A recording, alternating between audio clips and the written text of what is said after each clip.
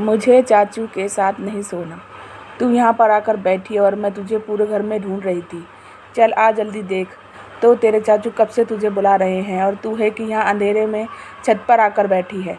हाथ पकड़ते हुए काजल अपनी 8 साल की बेटी खुशी से कहती है, छोड़ो ना मम्मा, मुझे नहीं जाना, मुझे यहीं बैठना है। मुझे चाचू के पास नहीं जाना और ना ही उनके कमरे में सोना है।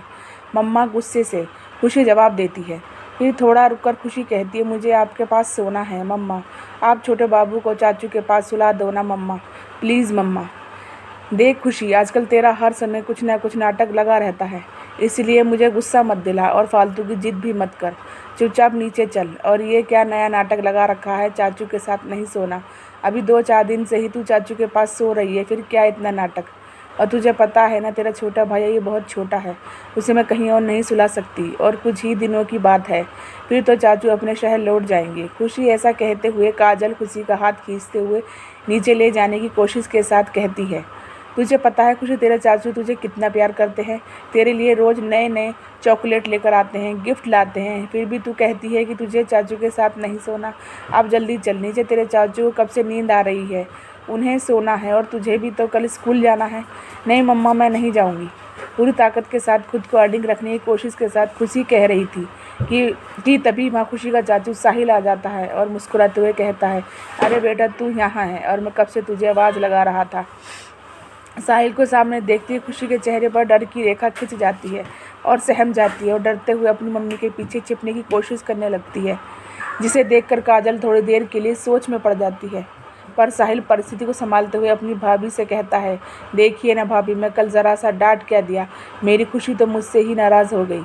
अच्छा सॉरी खुशी बेटा, देखिए मैंने कान भी पकड़ लिया, अब तो माफ़ कर दो। ऐसा कहते हुए साहिल खुशी को गोद में उठा लेता है। फिर काजल से कहता, भाभी आप जाइए, सो जाइए, नहीं तो छोटा उठ जाएगा और आपकी नींद पूरी नहीं होगी। मैं और खुशी थोड़ी देर में नीचे सोने चले आएंगे। ठीक है साहिल जी, आप खुशी को लेकर जल्दी सो जाइएगा, वरना सुबह नींद नहीं खुलेगी इसकी और स्कूल के लिए देर हो जाएगी। काजल ऐसा बोलकर जाने लगती है, पर खुशी को आंखें बेबसी आंसू नज़रों से देखती ही रह जाती है। काजल के नीचे जाते ही खुशी रोने लगती है और साहिल की गोद से नीचे उतरने की कोशिश करने लगती है, पर साहिल खुशी को अपनी बाहों में इतनी ज़ोर से दबा कर रखता था कि वो निकल नहीं पाती और रोते हुए साहिल को मारने लगती है और कहती है, आप बहुत गंदे हो, मुझे छोड़ो मम्मा, मम्मा के पास जाना है।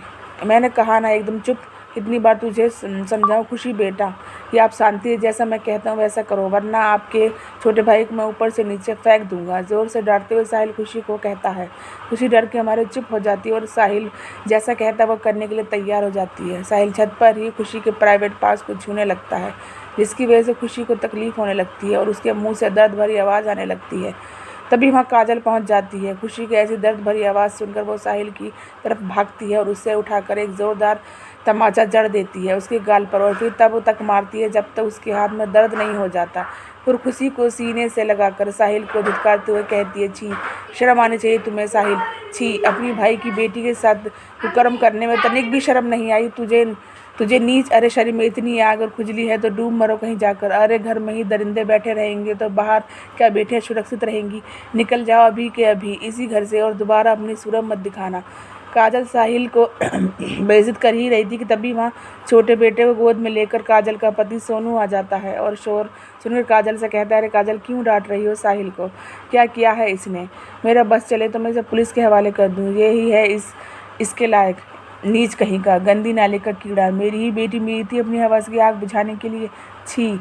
ये क्या कह रही हो काजल? आश्चर्य से सोनू कहता है, सही कह रहे हूँ, आपका नीच भाई मेरी बेटी के साथ हुक्म कर रहा था। वो तो शुक्र है कि मैं वक्त पर आ गई और इसे रंगे हाथों पकड़ लिया, वरना ये नीच गलीज क्या नहीं कर देता मेरी नादानी बच्ची के साथ। वो तो अच्छा हुआ कि मुझे थोड़ा शक हुआ कि हरकतों को देखकर तो मैं उसे देखने आ गई। काजल के मुँह से ये बात सुनकर सोनू का खून खोल उठता है। वो अपने पैर से चप्पल निकालता है और साहिल को मारते मारते घर के दरवाजे से बाहर निकाल देता है और कहता है, आइंदा अपनी शक्ल मत दिखाना, वरना जेल की सलाखों के पीछे पहुंचा दूंगा। छी, मुझे शर्म आती है तुझे अपना खून कहते हुए भी। निकल जा मेरे घर से। भैया मुझे माफ़ कर दीजिए, भाई मुझे माफ़ कर दीजिए, मैं अपने वश में नहीं था, प्लीज़ भैया माफ़ कर दीजिए। आप लोगों के सिवा मेरे इस दुनिया में है ही कौन? मैं कहाँ जाऊँगा? प्लीज़ भाई, मैं बहक गया था। माफ़ी के लिए साहिल गिड़गिड़ाता रहा, पर काजल और सोनू उसकी एक नहीं सुनी और उसके चेहरे के सामने दरवाज़ा बंद कर लेते हैं। फिर दोनों खुशी के पास जाते हैं और उसे अभी भी रो ही रही थी। उसकी आंखों में आंसू पोंछते हुए काजल कहती है, अब बस और नहीं बेटा, चुप हो जाओ। अब से मम्मा आपकी हर बात ध्यान से सुनेगी, मुझे माफ़ कर दो बेटा, कहकर खुशी को सीने से लगा लेती है। हम कई बार अपने बच्चों को इग्नोर कर देते हैं, पर वो अपनी ज़िद और अपने गुस्से से हमें कुछ बताने की कोशिश करते हैं, पर हम अपनों पर संदेह की सुई नहीं घुमा पाते। इसलिए अपने बच्चे की ज़िद और गुस्से का कारण जानने की कोशिश करें, ना कि अपनी मर्जी थोप दें।